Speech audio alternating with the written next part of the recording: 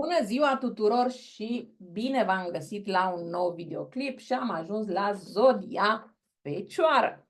Haideți să vedem cum va fi luna februarie și pentru voi cei din Zodia Fecioară. Păi, în primul rând, voi începe prin a vă spune că văd că așteptați vești de la o anumită persoană sau o instituție, vești care vă vor schimba viața.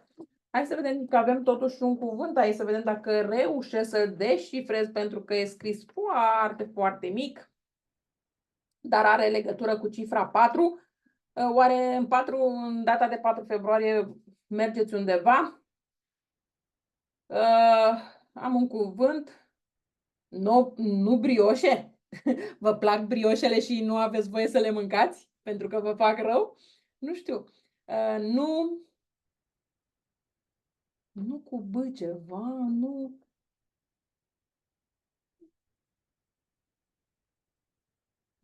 bi, nu bișe, nu bine, nu...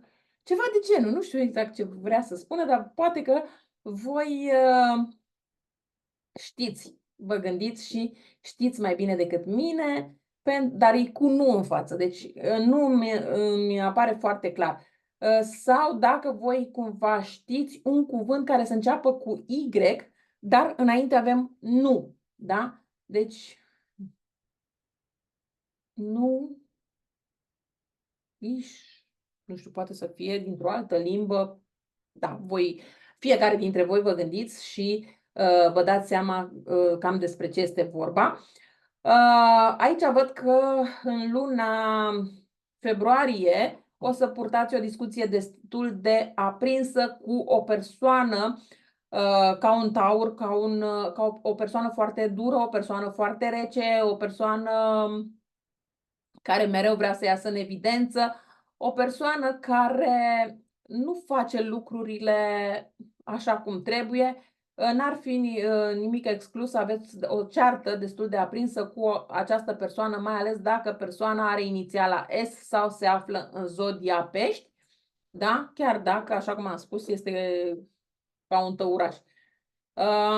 Da, văd că din nou apare persoană cu inițiala S. Se pare că discutați destul de mult cu această persoană în această lună februarie sau, cine știe, poate că voi vă gândiți destul de mult la această persoană cu inițiala S în luna februarie și poate voi vreți să îi spuneți anumite lucruri acestei persoane. Ideea este că văd că este o persoană care este foarte dragă vouă.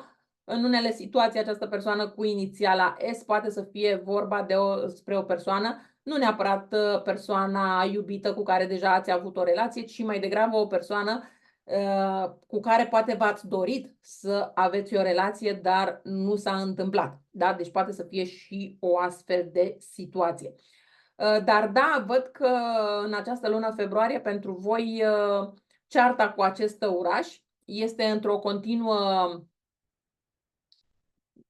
mișcare, într-o continuă discuție, e ceva care nu se termină chiar așa de rapid, ușor și așa mai departe, însă cumva acest tăuraș se retrage, dar tot voi veți merge spre acest tăuraș și ziceți, hai să terminăm discuția, hai să vedem cum rezolvăm problema, hai să nu știu ce. Da? Deci e ceva de această natură. Nu trebuie neapărat acest tăuraș să fie persoana iubită, poate să fie și un coleg de muncă, poate să fie vorba și încercați să veniți cu niște argumente cum că aveți dreptate, doar că un pic de atenție, pentru că, așa cum am spus, această ceartă poate să dureze toată luna februarie și n-ar fi o situație prea drăguță. Văd că vă gândiți să plecați undeva cu avionul, pentru că această plecare cu avionul nu este o plecare întâmplătoare, poate să fie vorba de un nou loc de muncă, acolo unde vreți să mergeți. De ce? Pentru că odată cu această plecare vi se va schimba viața din toate punctele de vedere, dar se va schimba în bine. Această schimbare trebuia să aibă loc de foarte mult timp, dar se pare că abia acum a venit momentul. De ce? Pentru că această schimbare, acest noroc care vine spre voi, este un noroc infinit, aș putea să spun. Depinde doar de voi cum știți să gestionați acest noroc și cum știți să îl primiți în viața voastră, pentru că este un noroc ca și cum dai peste un noroc, dar te poți folosi de acest noroc toată viața dacă vei ști să-l gestionezi. Dacă nu, bineînțeles că îl vei pierde și vei aștepta să vină din nou. Mai văd aici o persoană cu 4 și M, inițiala M sau R, și are cifra 4. Probabil că pe data de 4 februarie voi, și nu e numai 4, atenție, avem un 4 și un 28, cred că, adică peste 4 săptămâni, probabil e data de 28, da? Deci poate să fie și o astfel de situație, sau pe data de 28 la ora 4, da? Aveți întâlnire, vă întâlniți cu anumite persoane, dar printre care este și o persoană cu inițiala P, și cumva sunt anumite lucruri, da, și vorbe care vă fac și plăcere, dar în același timp să iveți și anumite discuții. Nu acum, nu neapărat niște discuții în contradictoriu foarte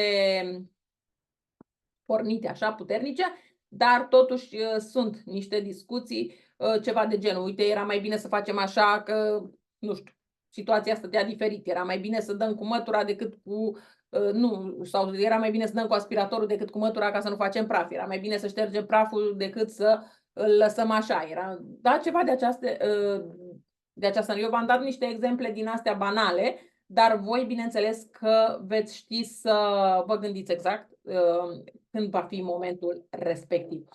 Văd aici că vă gândiți cu inima la o anumită persoană, din nou această persoană cu inițiala S sau inițiala F. Vă gândiți la o întâlnire cu această persoană și să știți că dacă într-adevăr vă doriți această întâlnire, o puteți avea, dar voi veți merge spre persoana respectivă, nu persoana respectivă vine spre voi. Cumva voi trageți mai mult de persoana respectivă decât persoana respectivă de voi. Da? Este și o astfel de situație.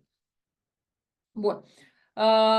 Văd aici o întâlnire cu mai multe persoane. Atenție doar la cele care întâlniți, sunteți căsătoriți, căsătorite și întâlniți o altă persoană, pentru că veți avea tendința de a avea o aventură cu o altă persoană. E adevărat, vă veți simți bine în momentul respectiv. Dacă vreți să aveți o aventură de o noapte, da, nicio problemă, dar dacă după aventura continuă, s-ar putea să aveți și probleme din cauza acestei aventuri. Deci aici un pic de atenție.